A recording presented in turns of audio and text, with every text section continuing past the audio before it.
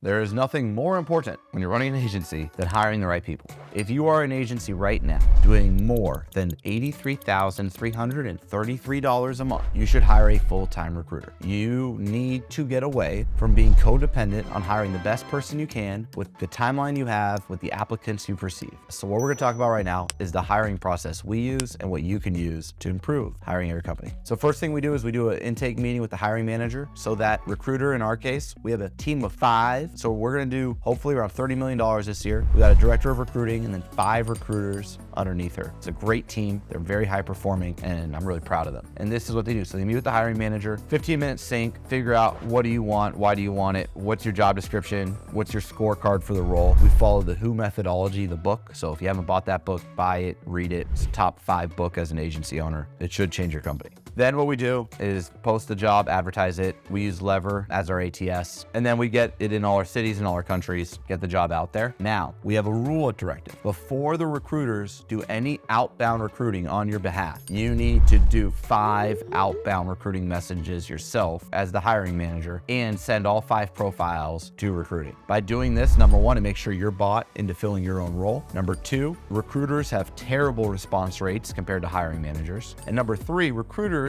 usually find out they're hiring the wrong and recruiting the wrong people at the very end of the hiring process when you don't like any of the candidates and you have to start over. We've done our sourcing, recruiting's doing outbound, we're going through applicants on inbound. We've also got our pipeline, right? So any ongoing roles that we continuously hire for, roles like paid media strategist, SEO strategist, designer, middle managers for those departments. We always have a pipeline of talent. Lever lets us have a CRM, so we can essentially have people we keep in our pipeline. And so when we open a rec, we can let them know about it, improves our time to fill. Then we do a screening interview. This is done by your recruiter, your HR, your talent acquisition team. They do the screening interview. They filter the candidates. Then they get all of those that they've screened. Then we send them psychological assessments. We want to know, are you a behavioral fit for our firm? Essentially, we want to put round pegs in round holes. What we don't want to do is take someone who's like, I could never sit behind a computer all day, and then give them a job where they sit behind a computer. That's going to induce churn, less productivity. So we want to have a behavioral assessment. From there, you've done a screening interview, you've passed the screening interview with the recruiter, then we send you psychological assessment. You're psychologically aligned with the role. We have another data point.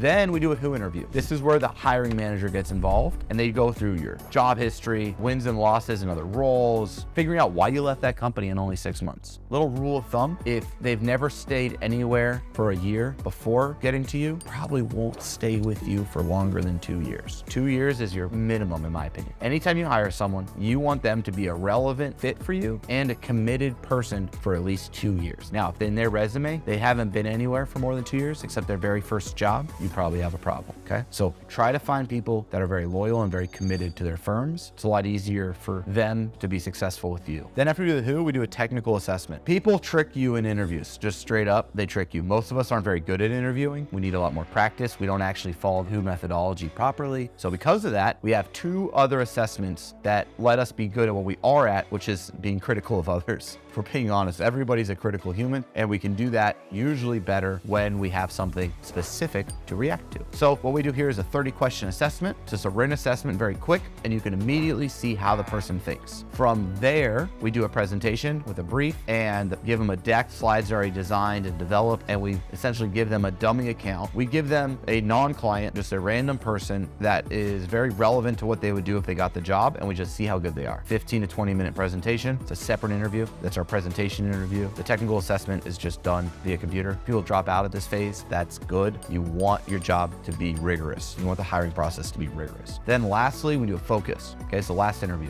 If you are the hiring manager, this is where you bring your boss in. So you bring your boss in as a hiring manager. As an owner, you might bring other execs in and you do a final interview with this person. Get to know them, see if they're a fit, get your boss aligned, and then we do the offer. When you do the offer, little tip, call the candidate and let them know that your team will be extending an offer. But have your team extend the offer, have HR extend the offer, so they can be the ones discussing benefits and all the silly questions the candidate might have that they wouldn't feel comfortable asking you as their new boss. And it's a really helpful thing for the candidate to feel like they have someone non-threatening to a certain extent where they can ask dumb questions of who's not their boss. So that's our process. Hopefully this gives you some infrastructure, and you can download the asset on the video. So thank you.